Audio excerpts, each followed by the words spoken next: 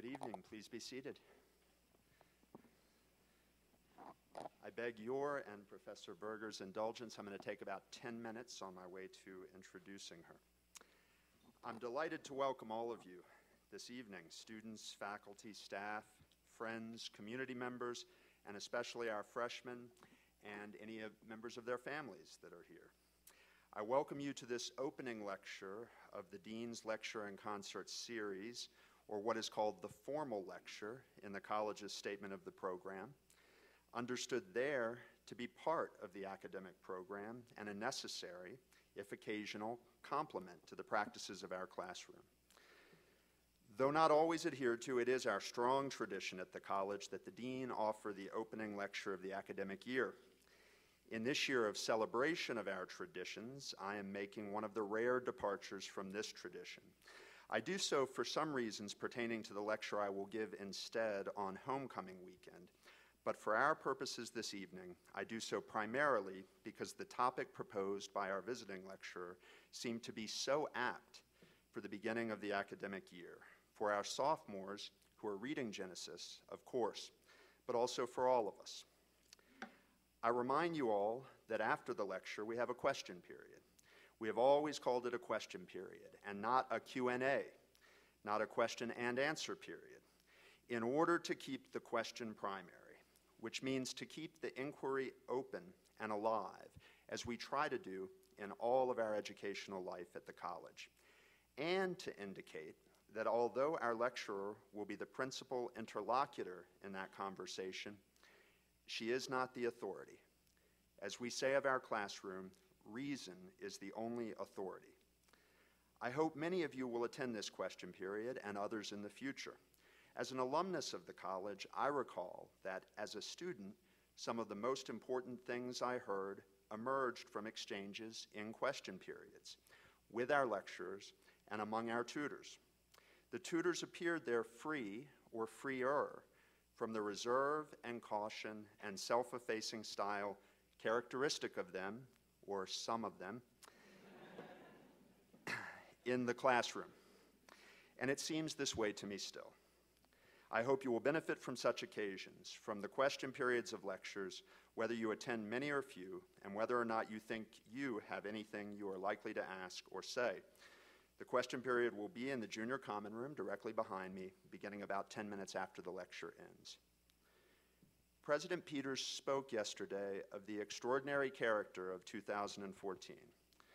For us at St. John's, a wonderful anniversary year, but a year marked also as the 100th anniversary of the beginning of World War I, the 75th of the beginning of World War II, and the 25th of the fall of the Berlin Wall that symbolizes, as well as anything can, the end or the beginning of the end of the Cold War. We shall celebrate our anniversary in various ways throughout the coming year. Some occasions will involve tales of our history and reminiscence. Such a retrospective gaze will be sentimental and sweet for some of us.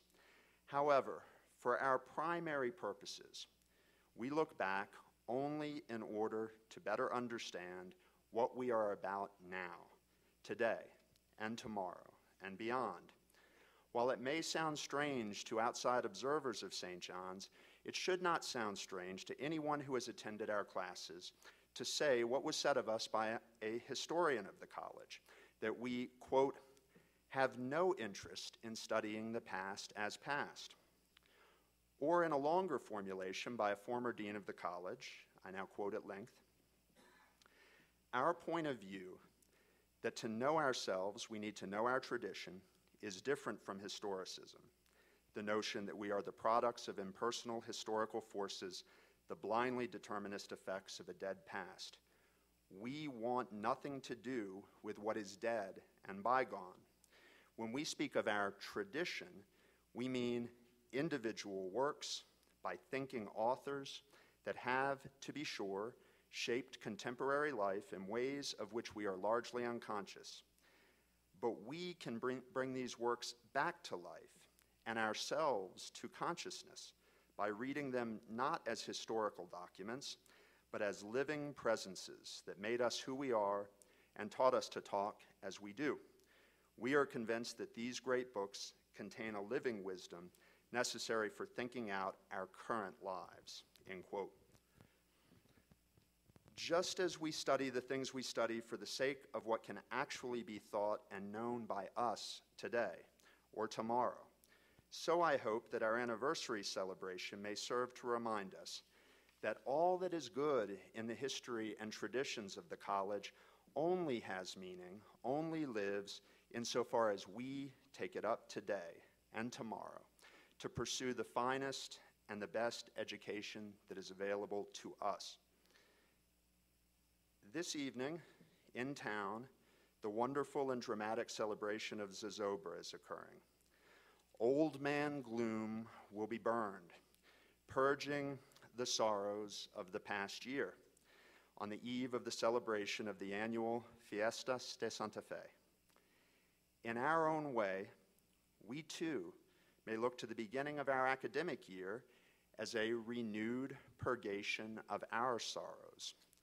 Last night in your seminars, with the Iliad, Genesis, Don Quixote, and War and Peace for the undergraduates, and the Meno for the new Graduate Institute students, and tonight with Genesis in a different way, we aspire to a great, if not the greatest, pleasure and consolation of life, to approach the greatest works of the greatest minds, to become active and awake in one's own thinking, to actualize one's faculties, and to contemplate, and to know, insofar as is possible, what is, simply, and what is best, and what is highest.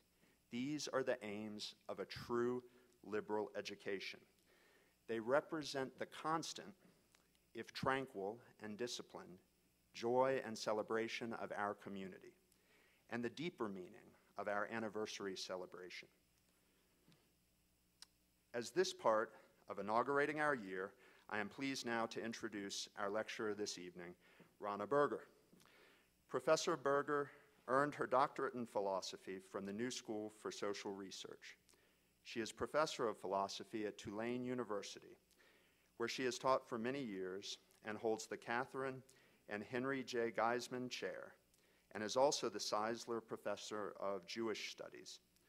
She has published several books on the work of Plato and Aristotle, as well as articles on various themes, including biblical interpretation. She has also been an editor of publications authored by her late teacher, Seth Benedetti, whose monumental work on ancient philosophy and literature remains a touchstone for many of us. Professor Berger has been a longtime friend of our college. She has lectured at the college in the past. Members of our faculty are students of hers, and some of our alumni have gone on to study with her. Her lecture this evening is entitled Divine Plan and Human Agency, the Biblical Story of Joseph. Please join me in welcoming Ronna Berger.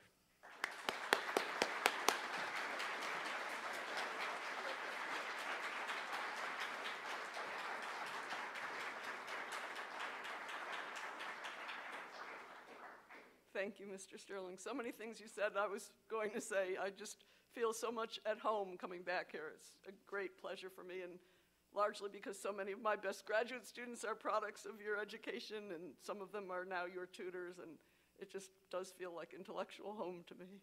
I realized I was last here in April 2001 speaking on Aristotle, and it doesn't seem like that long ago, but the years go by quickly. Thank you, and thank you all for coming when we were competing with burning effigies of gloom.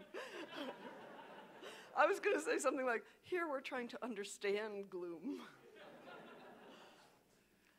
There's a handout I think you all have.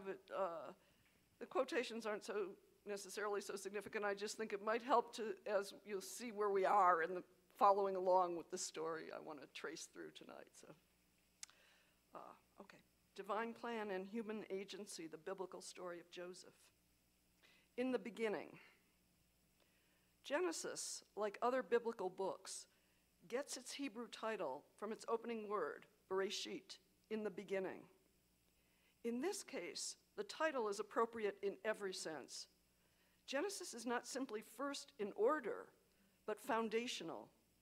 In many and varied ways, it contains the roots of everything that follows. I just remembered one other thing I wanted to say when I made that remark. I sort of wanted to dedicate this to Robert Sachs, this talk, because his commentary on Genesis was with me at my side doing my work. And this comment I'm making that it's so foundational, his book displays that in such a natural way, just by following the patterns, recurrent patterns out of a commentary on Genesis, the whole rest of the Bible emerges. So, when one thinks about it, however, it is a very strange foundation for the Hebrew Bible, more immediately for the Torah or Pentateuch.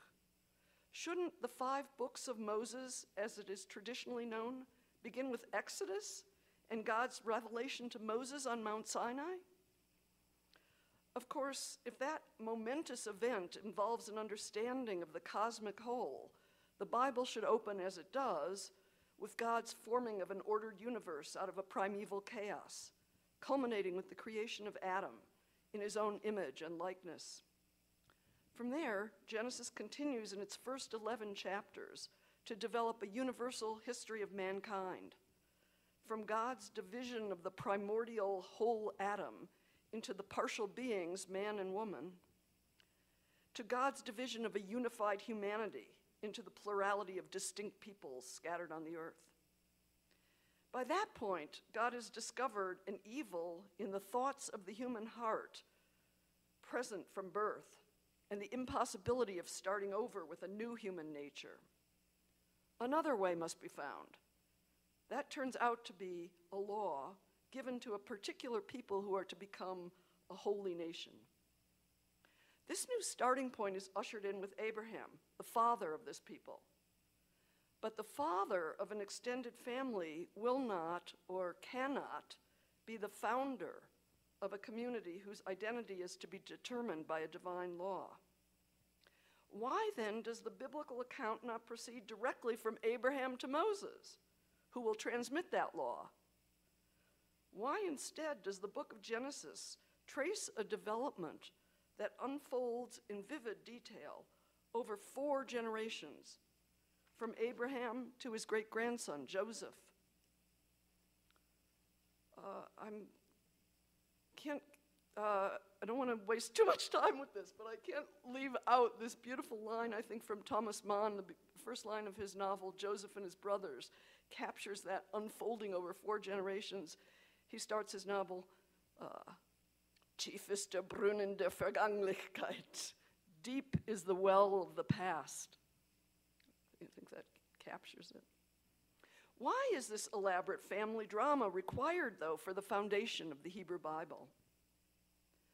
I make one suggestion to begin with by way of a very rough analogy, familiar, I think, to many of you here at St. John's. In Book 1 of his Politics, Aristotle offers an account of how the city comes to be through a continuous process from the natural starting point of man and woman pairing through the extended family to a more comprehensive community. But his aim is to argue for an essential difference in kind between the family and the city, which explains why the completed nature of the human being depends on the political community. The founder is the greatest benefactor, Aristotle concludes, for apart from law and justice, I quote, man is the most savage of all animals. He has an allusion to Homer's Cyclops, which explains what he has in mind.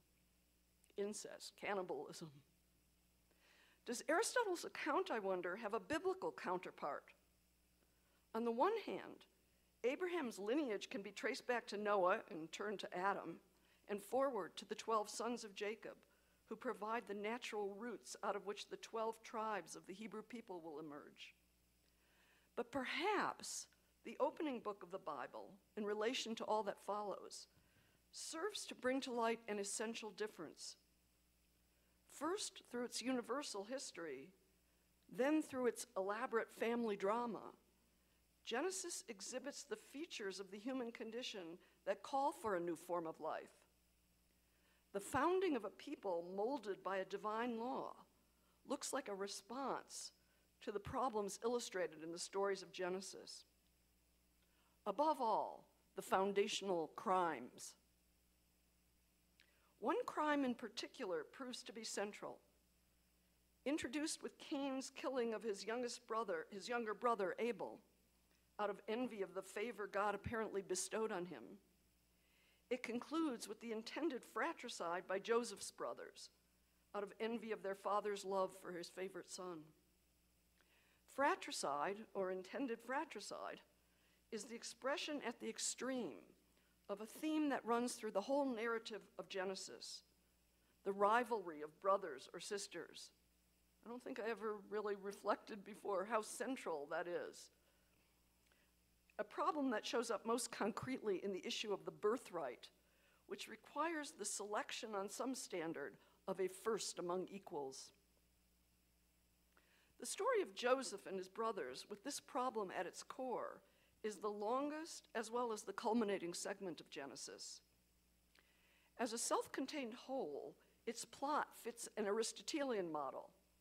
A sequence of events proceeds by a logic of necessity to a moment of discovery and reversal.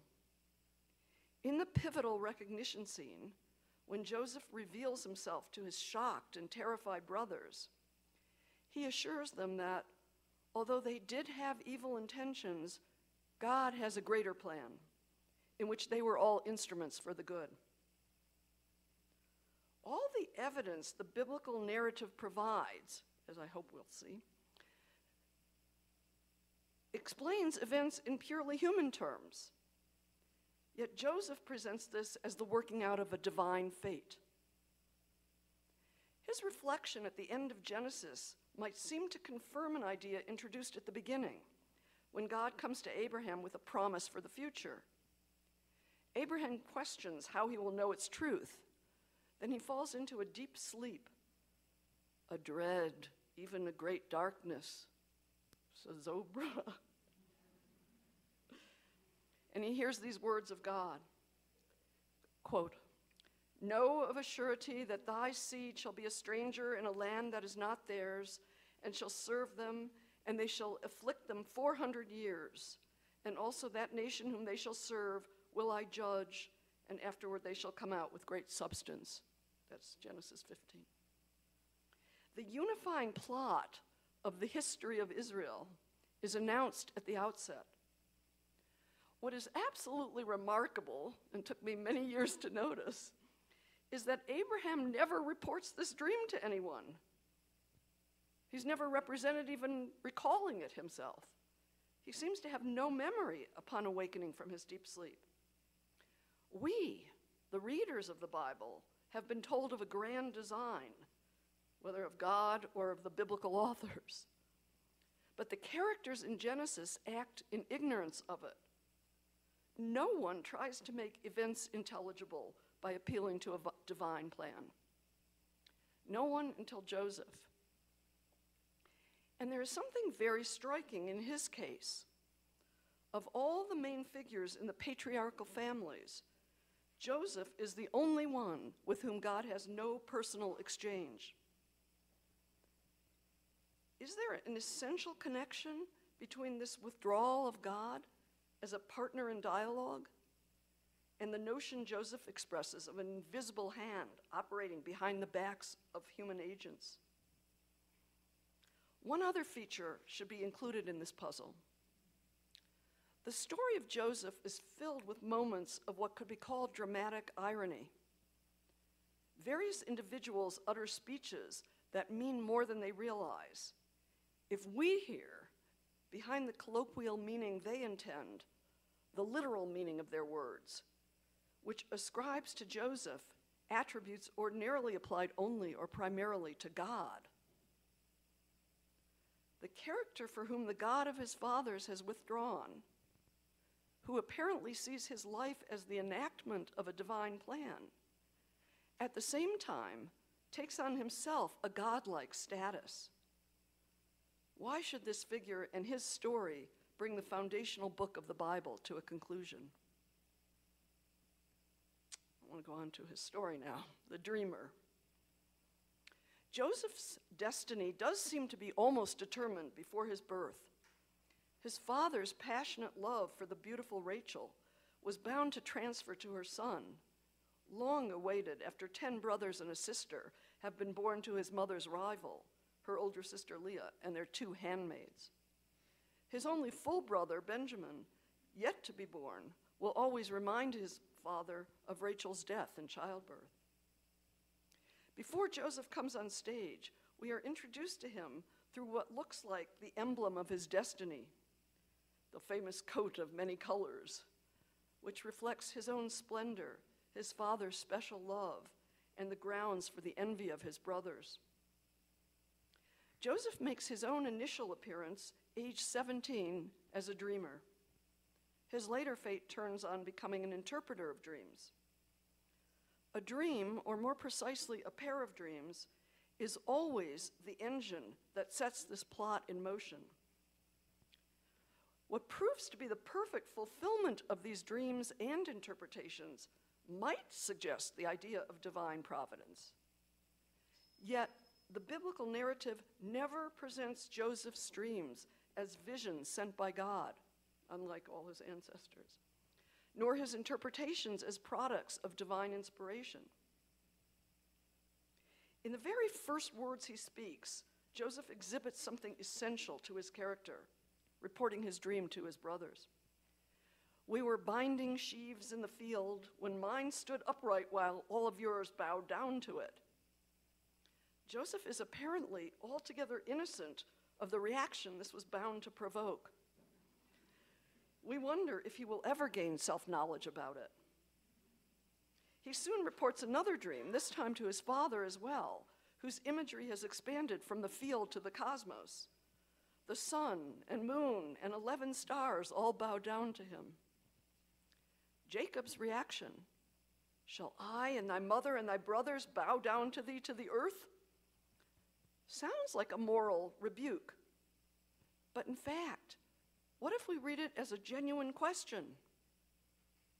Indeed, the scene closes with the remark that his father guarded the word, or preserved the word, as if sensing its prophetic truth. Precisely for that reason, it is very difficult to understand what immediately follows when Jacob initiates the crucial episode that will determine the future. And I really don't have an answer to this, and I look forward to any thoughts you might have in our discussion later. It comes immediately now after he's just said that remark to Joseph about the reaction the report of the dream provoked in the brothers. Jacob's words, once again, are more of a genuine question than they might at first seem. "Do not thy brethren feed the flock in Shechem? Come, I will send thee unto them." And Joseph responds in the biblical speech of one ready to meet his fate, "Here am I." His father repeats the request that he go to check on his brothers. What is Jacob thinking? He is well aware now of the murderous hatred his other sons harbor for his favorite. And Shechem? The name alone should evoke terror. This is the town where, to Jacob's dismay, two of his sons slaughtered all the male inhabitants in retaliation for one man's relation to their sister, Dinah. And he sends Jacob off there. Joseph. Is Jacob a puppet here of an invisible hand at work? Is he simply acting carelessly? Or does he have an end in mind? Does he imagine that the brothers might resolve their conflict, perhaps in the direction indicated by Joseph's dream? Surely a terrible risk.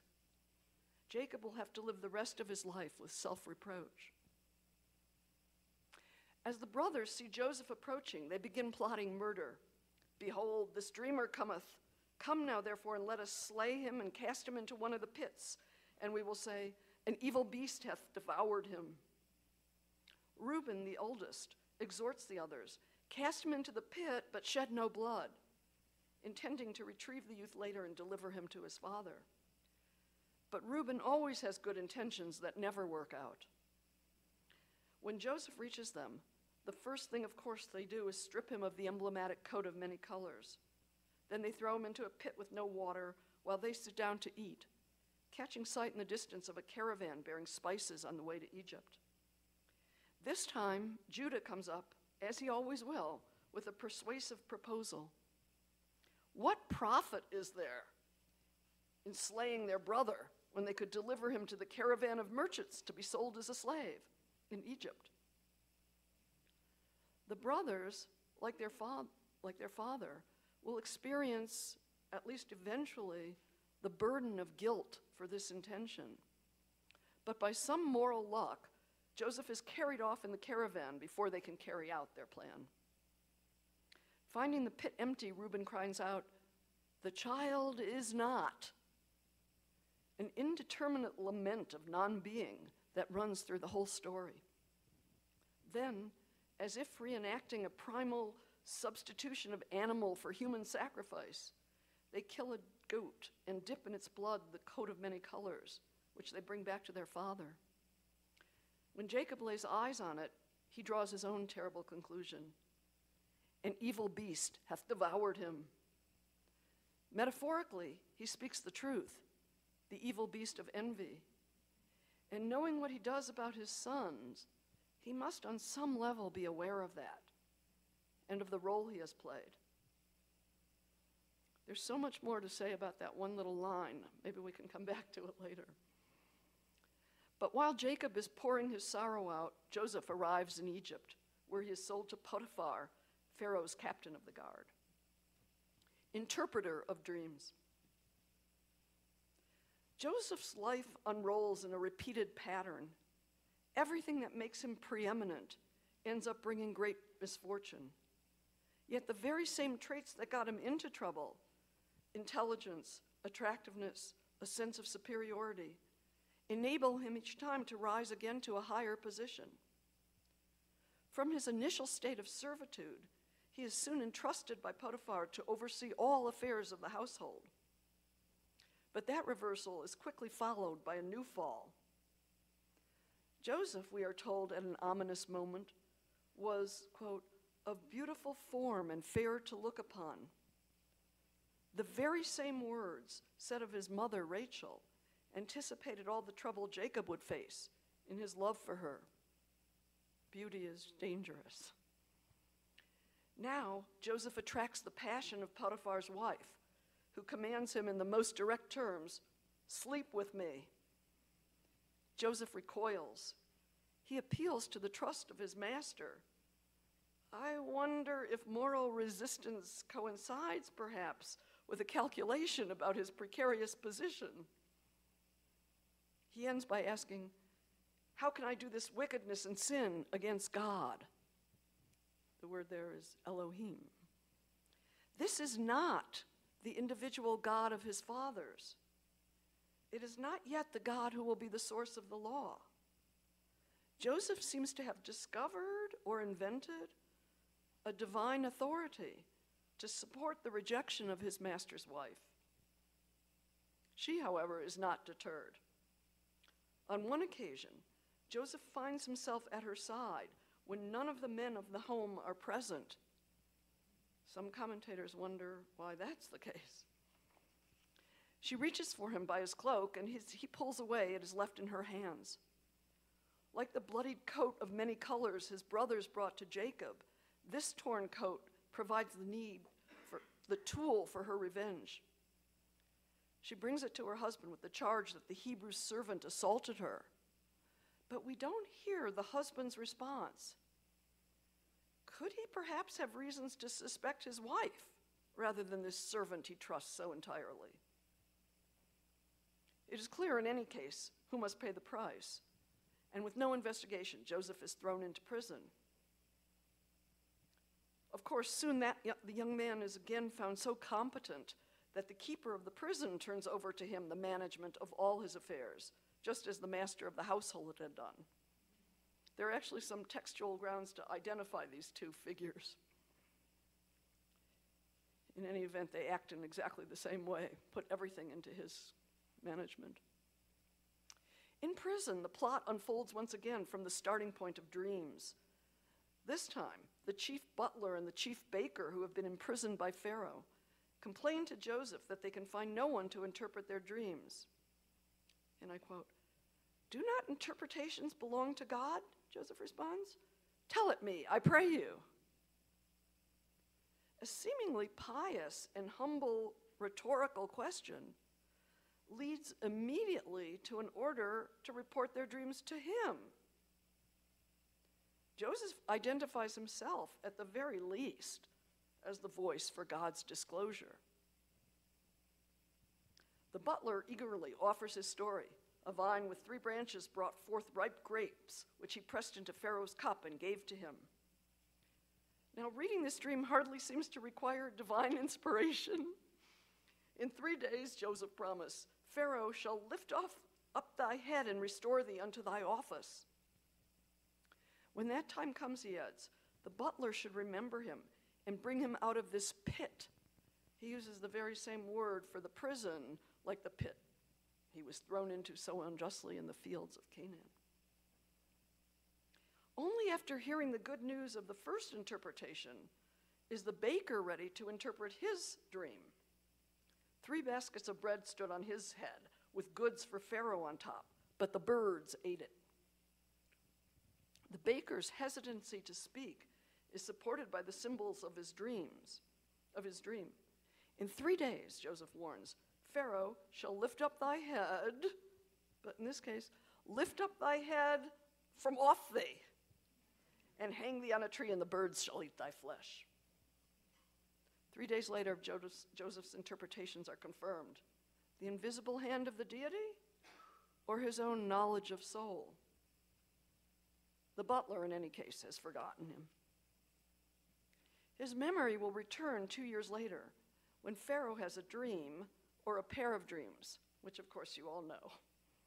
Out of the river came 7 fat and strong cows, followed by 7 lean and sick ones, which swallowed up the fat ones. Then, after awakening and falling asleep again, Pharaoh dreams 7 full and healthy ears of corn grow from a stalk, followed by 7 thin and poor ones, which swallow up the full ones. None of the Egyptian magicians can interpret the symbolism. Seems a little odd. The way I see it is, these dreams are kind of like a play within the play, and it's a vastly oversimplified model for interpretation of the drama in which they occur. If only it were as simple to interpret the whole Joseph story as this dream. Pharaoh's despair about understanding his disturbing visions suddenly reminds the butler of the young Hebrew man in prison, and Pharaoh calls him forth. Joseph shaves himself. Tiny little remark there in the passage, but that's the Egyptian custom. He shaves himself and changes his clothes. He initiates his own transformation. Pharaoh greets him with praise for his reputation as an interpreter. It is not in me, Joseph humbly submits. God will give Pharaoh an answer of peace. His language of pious deference amounts once again to a claim, at the very least, that God will speak directly through him. This pair of dreams, Joseph begins, are just 2 sets of symbols with one meaning. 7 years of plenty lie ahead, to be followed by 7 years of famine. The doubling of the dream means God will bring it to pass. But Joseph immediately sets to work on that task. He gives Pharaoh no chance to assess his interpretation, but turns right away to practical advice. A wise and prudent man should be found and set over the land of Egypt. And Joseph just happens to have a policy ready. During the years of plenty, 1/5 of the produce of the land should be taken and stored for distribution during the years of famine. Pharaoh immediately sees the Spirit of God in this man. There is no one as prudent and wise. He hands over the royal ring, clothes Joseph in Egyptian fine linens, places a golden chain around his neck, has him ride in the 2nd chariot. He gives him an Egyptian name. We can talk about that later if we have time. And an Egyptian wife. When their 2 sons are born, Joseph will bestow names that embody his own mixed tragedy and blessing. By his wordplay, the older, Manasseh, means, God hath made me forget all my toil and all my father's house. The younger, Ephraim, God hath made me fruitful in the land of my affliction. Whatever interplay of fate or chance and his own capacities have brought Joseph so far from his origins, now, at 30 years old, he rules all of Egypt. Trial and revelation. As the famine spreads to Canaan, the story of Joseph and his brothers begins to come full circle. Desperate for food for his large family, Jacob looks to Egypt. His grandfather Abraham had gone down to Egypt in a time of famine. His father Isaac had intended to. I didn't realize until going back to it again, there's a famine in every generation that sends them back down to Egypt. Jacob now sends off all his sons, all that is but Benjamin, the only trace that remains to him of his beloved Rachel. When the brothers arrive and come into the presence of the governor in charge of distribution of food, they bow down to the earth at his feet. Joseph sees the dreams of his youth come to life before his eyes. But while he recognized his brothers, we are told, he made himself strange, unrecognizable to them. This to me is one of the crucial lines in the story, and again, something I hope we can come back to and discuss later. A variant of the same verb, he recognized them but made himself strange to them. A variant of the same verb suggests Joseph's likeness to a God who looks upon his human subjects while concealing himself. But Joseph is about to put his brothers on trial because he does not yet recognize who they are in the deepest sense. And we wonder if he will have to discover something of himself in the process. You are spies, Joseph charges, who have come not for food, but to see the nakedness of the land. The brothers protest, but as Joseph persists, they divulge much more than they have been asked for. We, thy servants, are 12 brethren, the sons of one man in the land of Canaan. And behold, the youngest is this day with our father, and one is not. They speak in the same abstraction of non-being that Reuben used when he found the pit empty, which Jacob will repeat when his sons bring back their report to him. Joseph announces his intention to them explicitly. By this shall ye be proved or tested. A verb used almost always of God, testing the secret thoughts of human beings. I have a list we can talk about later. The test. One of them is to return to Canaan and bring back their youngest brother, while the rest will be held in custody.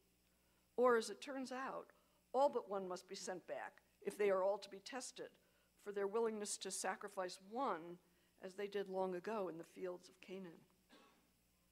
The brothers pour out to one another a sense of guilt. The charge of espionage must be divine punishment for their old crime. Of course, they are not entirely wrong. Having communicated all along through an interpreter, they do not realize that Joseph overhears and understands them. But he turns around, hides, and for the first time weeps in secret. As the brothers prepare to depart, Joseph begins orchestrating a sequence of pseudo-miracles. His steward is to fill their vessels with corn, but put back into their sacks the money they had paid. Joseph's enigmatic will is soon implemented perfectly by his intermediary. Total control, as if there's no chance, no obstacles. When one of the brothers discovers the money in his sack, all are filled with fear.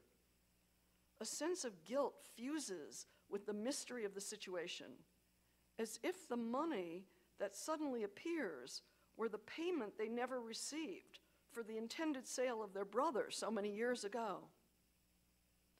What is this that God hath done to us?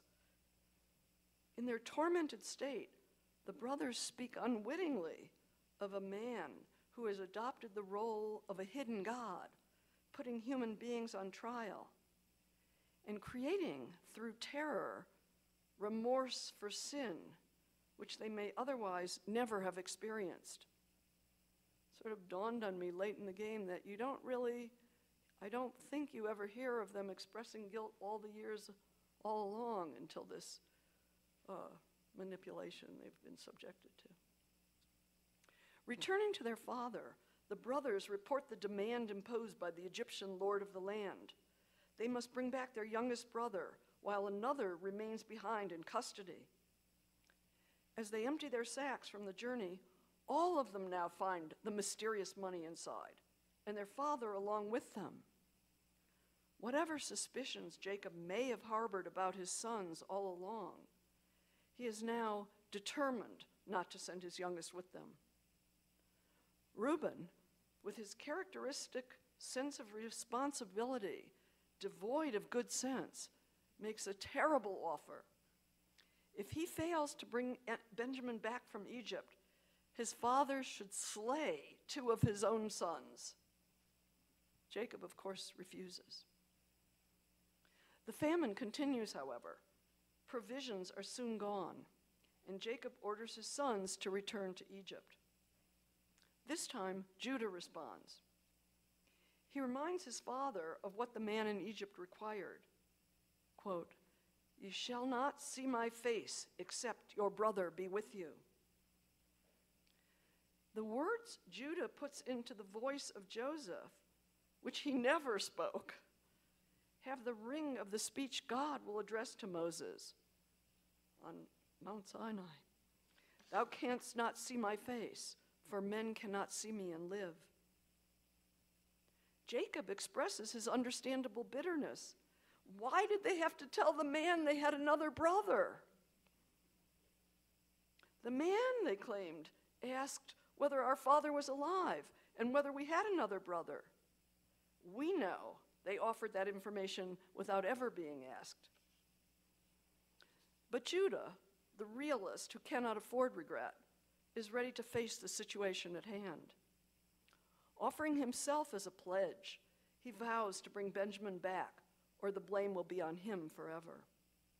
Facing the alternative of starvation for all, Jacob is resigned.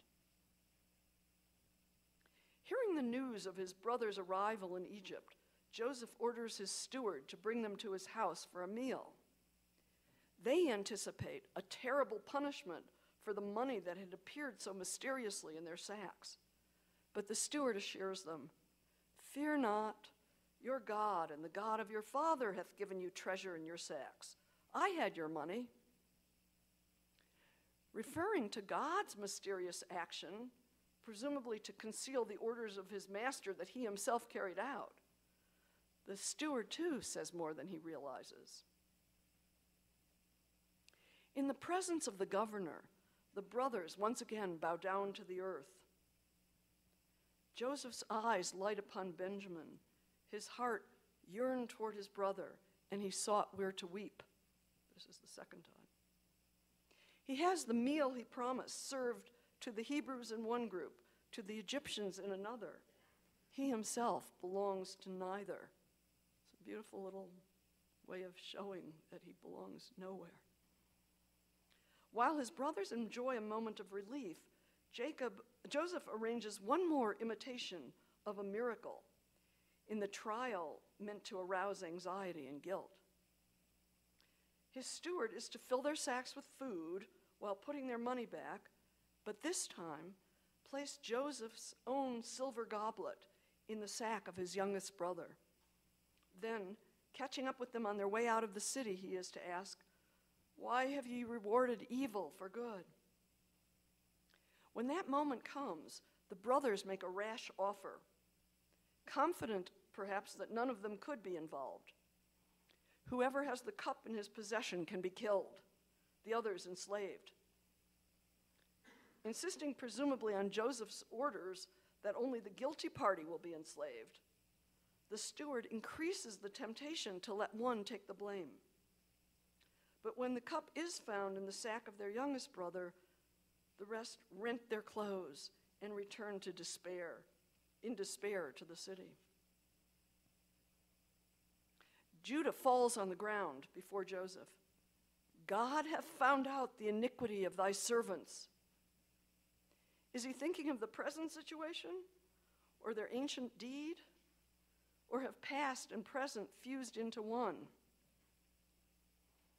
As he once proposed the sale of Joseph into slavery, he now offers himself and all his brothers as slaves. Joseph, like a just God, insists on punishment only of the guilty.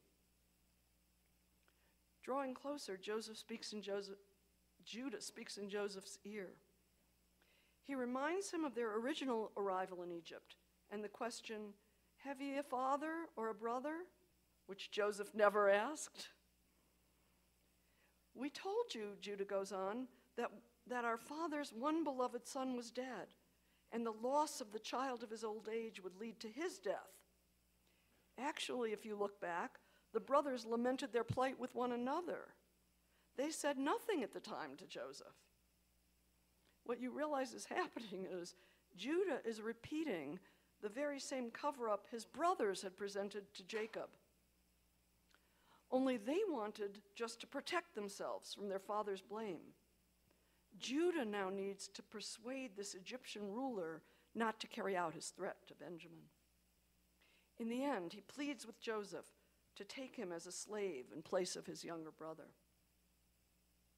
Joseph now can no longer restrain himself. Ordering everyone else out, he at last made himself known to his brothers. This verb is used elsewhere only once, of God revealing himself in a vision to prophets other than Moses, Numbers 12:6.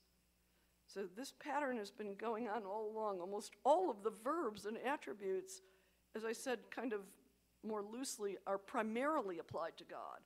But this one apparently, this making himself known, only is said of God in this crucial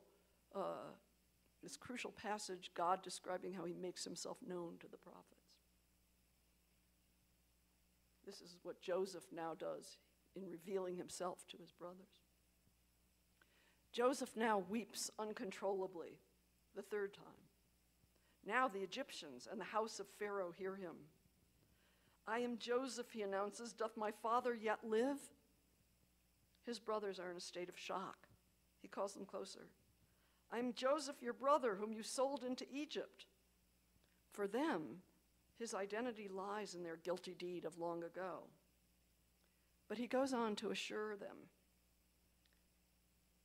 "And now be not grieved, nor angry with yourselves, that ye sold me hither, for God did send me before you to preserve life." That, I think, is the crucial line in the story. Does he merely wish to assuage their burden of guilt? Or is it possible, on the contrary, this is a rather nasty thought that came to me very late, perhaps he's taunting them with the fulfillment of his youthful dreams?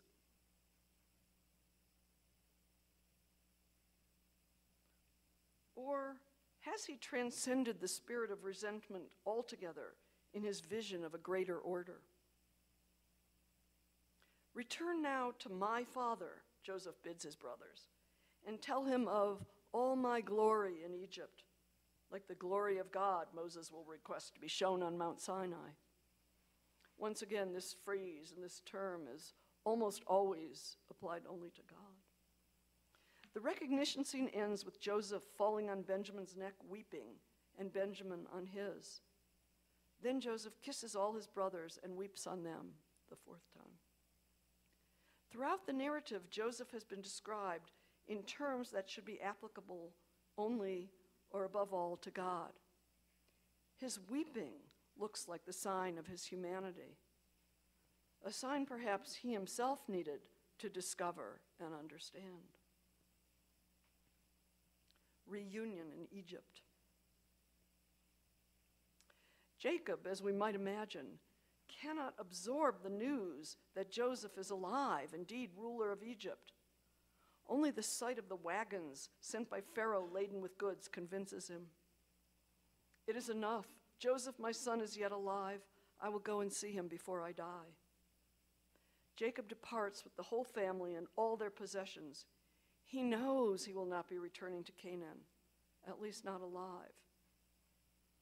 Along the way at Beersheba, the site of the deep well dug by Abraham, redug by Isaac, God appears to Jacob in a vision of the night and assures him not to fear going down into Egypt, the exact opposite of the message he sent to Isaac so many years earlier. Jacob has already made the fateful decision, but God now puts his stamp on it in the last words he will speak in Genesis. Jacob, Jacob, and he said, here am I. God breaks his silence at the end of the story of Joseph, but only to speak once again with his father, Jacob. It's almost the most conspicuous sign of his withdrawal from Joseph. Mounted on a chariot to meet his father when he arrives, Joseph, we are told, appeared before him. Once more, a formula regularly used for God appearing before a human being. Falling upon his father's neck, Joseph weeps a long while, the fifth time. Jacob does not do the same. His only words to Joseph in this exchange repeat the sentiment he expressed before departing from Canaan. Now let me die, since I have seen thy face, that thou art yet alive. How bittersweet a reunion. Jacob has lived for more than 20 years without his beloved son, perhaps never quite accepting that he is dead. Now he sees him before his eyes in all his glory, yet he seems to express nothing but a wish to die. Who is this striking young man appearing before him in fine Egyptian attire, arriving in a chariot? How will this Egyptian prince preserve God's covenant with his fathers and carry on the journey to the land promised to them? While the family settles as shepherds in Goshen, the narrative, that's the land that Pharaoh has given to them, the narrative turns to Joseph's role as a political man. As the famine rages, his sale of corn brings into Pharaoh's coffers all the money to be found in Egypt, and Canaan too. When money runs out, the Egyptians sell their herds and their flocks. Finally, they come back with nothing but their bodies and their lands. In the end, as the narrative states so tersely, Joseph bought all the land in Egypt for Pharaoh. The policy that has saved so many for starvation is responsible for consolidating all power in the hands of Pharaoh. It contains the seeds of the enslavement of his own people for centuries ahead. Is this just a mechanism for the operation of this divine plan? Or is Joseph acting on his own judgment but lacking some important foresight? Or is his story meant to exhibit the unintended consequences of even the most necessary decisions and actions by a man with the greatest practical intelligence and capacity for leadership? Does Joseph then represent the limits of what can be achieved by independent human agency? In the end, the book of Genesis returns to the family, which has been at its core all along. Jacob, we learn, lived 17 years after arriving in Egypt, the exact number of years Joseph lived in Canaan before being sold into slavery. Kind of frames the whole narrative. When his death is near, Jacob extracts an oath from his son to fulfill his last wish not to be buried in Egypt. He calls for Joseph to bring his two sons and announces, Ephraim and Manasseh are mine. With this adoption of his two grandsons, who will take the place of his alien son, Jacob prepares for the transformation of his family into the 12 tribes of the nation. He now reenacts at the end of his life the decisive episode early on when he deceived his dim-eyed father Isaac into giving the blessing of the firstborn to himself instead of his brother Esau. But what Isaac did unwittingly, Jacob, though dim-eyed himself, does in full awareness. The text, the biblical narrative emphasizes he's aware, fully aware of what he's doing, and pronounces the blessing of the firstborn on Joseph's younger son. The problem of the birthright, with the tension between nature and convention as the standard, has not been solved, and perhaps never will be. Joseph weeps once more, a sixth time, as his father expires. In the language of the Torah, Jacob is gathered unto his people.